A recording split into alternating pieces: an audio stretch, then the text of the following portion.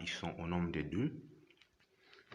L'os pariétal proprement dit est un os plat qui s'articule en avant avec l'os frontal, en arrière avec l'os occipital et en bas avec l'os temporal. Les os pariétaux sont légèrement incurvés et forment la voûte crânienne. Les os pariétaux présentent à des crayons de face. Une fois retiré la peau du crâne, mais le cuir chevelu, on voit la face exocrânienne ou la face externe. Et une face interne ou endocrânienne qui se situe à l'intérieur. Là, on voit la face interne ou endocrânienne. Nous allons expliquer en détail les éléments qui se situent sur la face exocrânienne.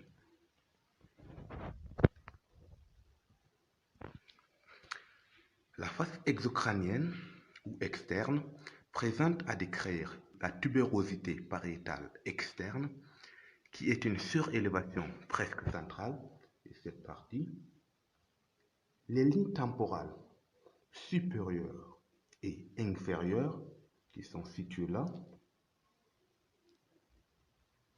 En dessous de la ligne temporale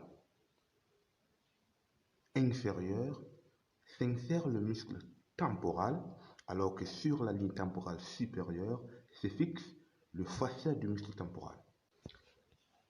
Nous avons le foramen pariétal externe qui est situé près du bord sagittal. Voici le bord sagittal. Il livre passage à une veine hémisphère. La face interne qui est ici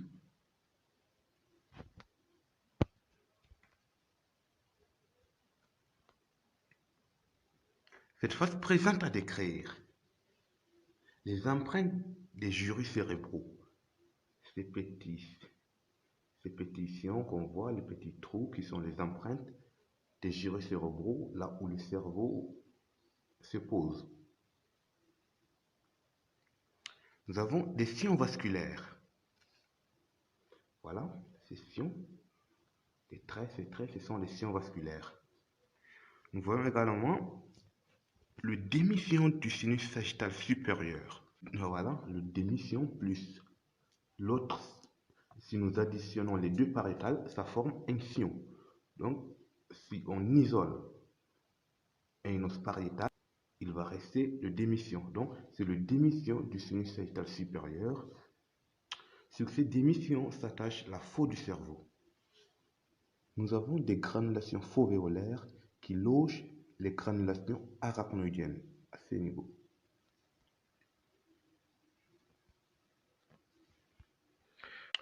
L'os pariétal présente à décrire 4 bords. Nous avons le bord sagittal, ici au milieu,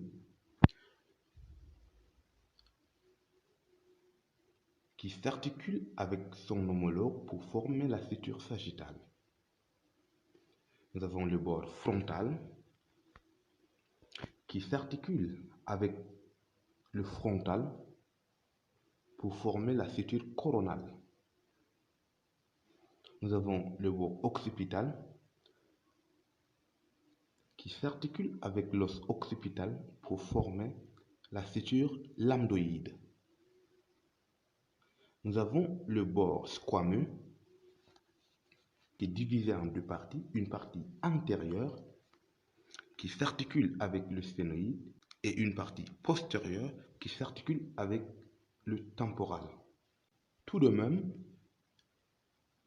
l'os pariétal présente à décrire 4 angles.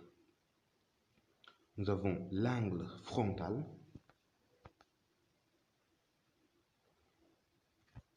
situé à ce niveau, s'articule avec son homologue et le frontal pour former le Bridgman. Nous avons l'angle sphénoïdal, situé à ce niveau, qui s'articule avec le frontal, la grande aile du sphénoïde et la partie squameuse de l'os temporal pour former le ptérion. Nous avons l'angle mastoïdien, situé à ce niveau, qui s'articule avec